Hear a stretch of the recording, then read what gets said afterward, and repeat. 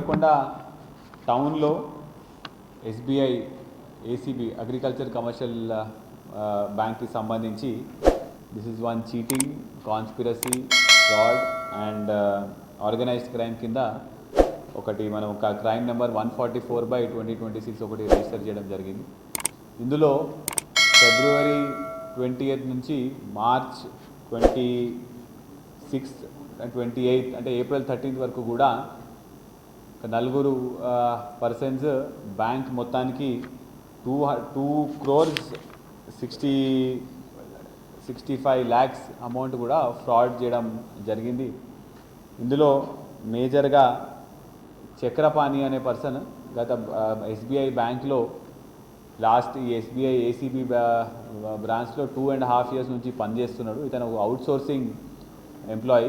బ్యాంక్కి సంబంధించి అక్కడ ఏమైనా చిన్న చిన్న పనులు ఉండడము, ఫైల్స్ తీసుకురావడం ఇవన్నీ చేయడం జరుగుతుంది. కాకపోతే ఇతను 2.5 years నుంచి అక్కడ పనిచేస్తున్నాడు కాబట్టి అక్కడ ఉన్న ఎంప్లాయీస్ అందరికీ కూడా కొంత దగ్గరగా అవ్వడం వల్ల వాళ్ళ లాగిన్ ఐడి పాస్వర్డ్స్ అన్నీ కూడా ఇతను సేకరిస్తాడు. దీనికి మెయిన్ అక్యూజ్డ్ రామానుజేలు. ఇతను సూర్యాపేటలో ఎస్బీఐ బ్రాంచ్ మేనేజర్.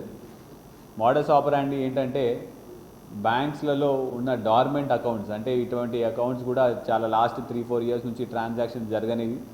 అదేవిధంగా ఈ బ్యాంక్లో వాళ్ళ కన్సర్న్ బ్యాంక్లో ఉన్న డబ్బులు ఎక్కడ కూడా ఇప్పుడు లాస్ట్ 3-4 years నుంచి విత్డ్రాల్ లేకపోతే డిపాజిట్ లేని డార్మెంట్ అకౌంట్స్ కూడా ఇతను బ్రాంచ్ మేనేజర్ కాబట్టి రామానుజేలు ఈ పర్టికులర్ బ్రాంచ్లో ఈ అన్ని అకౌంట్స్ అన్నీ కూడా ఐడెంటిఫై చేయడం జరుగుతుంది.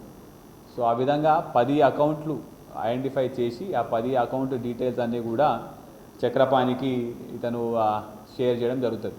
అయితే ఇది బ్రాంచ్ మేనేజర్ ఇతను కాబట్టి ఇతని దగ్గర వాళ్ళ సిస్టంలో వాళ్ళ అకౌంట్ నంబర్, వాళ్ళ ఫోన్ నంబర్స్, ఆధార్ నంబర్స్, వాళ్ళ ఇంటి అడ్రస్ ఇవన్నీ కూడా బ్రాంచ్ మేనేజర్ తీసుకొని దాన్ని ఒక వెబ్సైట్, ఆ వెబ్సైట్ పేరు రేఖా ప్రింట్, ఆ వెబ్సైట్లో ఈ డీటెయిల్స్ అన్నీ అప్లోడ్ చేయగానే దానికి సంబంధించి ఒక ఆధార్ కార్డు ఒకటి ప్రింట్ చేస్తారు.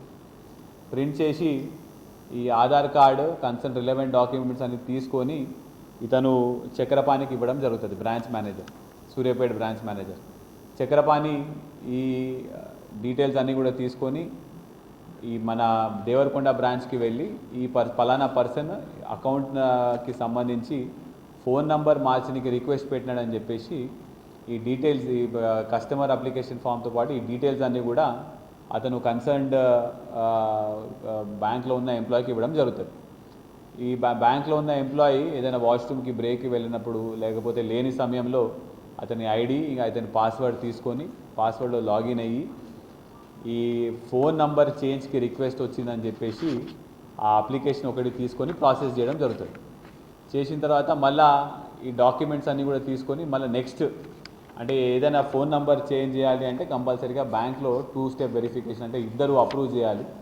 సో ఇతను ఫస్ట్ పర్సన్ లేనప్పుడు అతని అప్లికేషన్ ప్రాసెస్ చేసిన తర్వాత సెకండ్ పర్సన్ దగ్గరికి వెళ్ళేసి ఆల్రెడీ ఈ అతను అప్లికేషన్ మనం ప్రాసెస్ చేసేసినప్పుడు దీన్ని అప్రూవల్ చేయండి అని చెప్పేసి అప్రూవ్ చేయించుకొని ఈ విధంగా 10 మంది బ్యాంక్ అకౌంట్స్ కూడా ఫోన్ నంబర్స్ చేంజ్ చేసి ఆ ఫోన్ నంబర్స్తో ఇంటర్నెట్ బ్యాంకింగ్ ఒకటి ఇతను కూడా మళ్ళీ వాళ్ళు లేనప్పుడు అప్రూవల్ చేసుకొని ఇంటర్నెట్ బ్యాంకింగ్ యోనో యాప్కి సంబంధించి ఆ ఇంటర్నెట్ బ్యాంక్ ఐడి పాస్వర్డ్ కూడా ఇతను క్రియేట్ చేయడం జరుగుతుంది.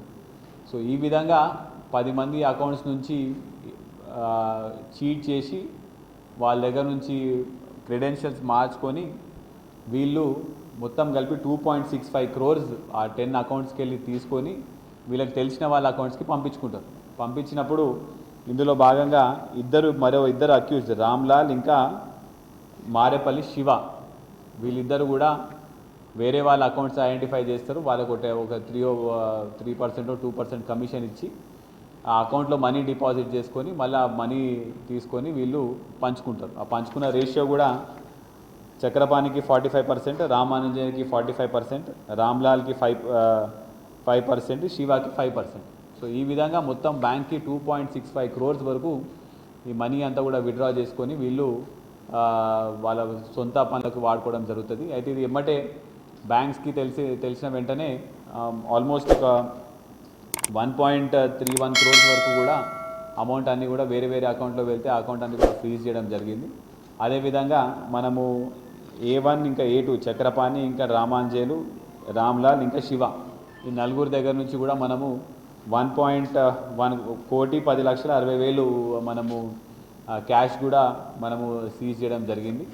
సో మొత్తం 2.65 crores మనం 2.42 crores వరకు మనము రికవరీ చేయడం జరిగింది. మిగతా మనీ కూడా ఇప్పుడు ఈ రామాంజేయులు కొంతవరకు వాళ్ళ ఫ్యామిలీలో ఏదైనా సర్జరీ ఉంది, మెడికల్ బిల్స్ ఉన్నాయి కాబట్టి కొన్ని బిల్స్ పే చేయడము, పాలసీ చిట్టి డబ్బులు ఇవన్నీ కూడా కట్టడం జరిగింది. ఇవన్నీ కూడా మనం మళ్ళీ పోలీస్ కస్టడీ తీసుకొని మిగతా కంప్లీట్ అమౌంట్ కూడా మనము రికవరీ చేయడం జరుగుతుంది. అయితే ఇదంతా కూడా ఎస్బీఐలో పనిచేసే branch Suryapet branch manager Ramanjeyulu, Chakrapani ఇద్దరు కలిసి గవర్నమెంట్ అకౌంట్స్ని ఐడెంటిఫై చేసుకొని ఆ అకౌంట్స్లోకి వెళ్ళి మనీ ట్రాన్స్ఫర్ చేసుకొని ఇదంతా కూడా చీటింగ్ చేయడం జరిగింది. ఇదంతా కూడా మన డిఎస్పీ దేవరకొండ గారు, సిఐ దేవరకొండ గారు అంతా కూడా స్పెషల్ టీమ్స్గా ఫామ్ చేసి మనం వితిన్ 3-4 డేస్లో కూడా మనం అందరినీ కూడా రికవర్ చేయడం జరిగింది. ఎమ్మటే ఆల్మోస్ట్ 90% క్యాష్ కూడా మనం రికవర్ చేసుకొని మిగతా క్యాష్ కూడా త్వరలోనే మనము మళ్ళీ పోలీస్ కస్టడీ వేసి రికవర్ చేయడం జరుగుతుంది. అయితే ఇదంతా కూడా బయటకు ఎలా వచ్చింది అంటే ఒక కస్టమర్ అతని ఆ ఫోన్ నంబర్ చేంజ్ అయిందని చెప్పేసి అతనికి మెయిల్ రావడం జరిగింది. ఆ మెయిల్ వస్తే అతను మళ్ళీ బ్రాంచ్ మేనేజర్కి అప్రోచ్ అయ్యి నేను నా ఫోన్ నెంబర్ చేంజ్ చేయాలని ఎక్కడ కూడా రిక్వెస్ట్ పెట్టలేదు అని చెప్పి పెట్టగానే బ్రాంచ్ వాళ్ళకు కూడా ఇట్లా చేంజ్ అయిందని చెప్పి తెలియడం జరిగింది. సో మా పోలీస్ డిపార్ట్మెంట్ తరఫు నుంచి మా రిక్వెస్ట్ ఏంటంటే కంపల్సరీగా బ్యాంక్స్లలో మీరు అకౌంట్ మెయింటైన్ చేసుకునేటప్పుడు కూడా సేమ్ 2-step ఆథెంటికేషన్ ఉంటే, అంటే ఈమెయిల్ ఐడి ప్లస్ ఒక ఫోన్ నెంబర్ 2 ఉంటే ఒకవేళ ఎవరైనా చేంజ్ చేసినా కూడా మీకు ఎమ్మటే నోటిఫికేషన్ రావడం జరుగుతుంది. ఆ విధంగా మనం ఈ క్రైమ్ అనేది కూడా మనం అవ్వకుండా చూసుకునే అవకాశం ఉంటుంది.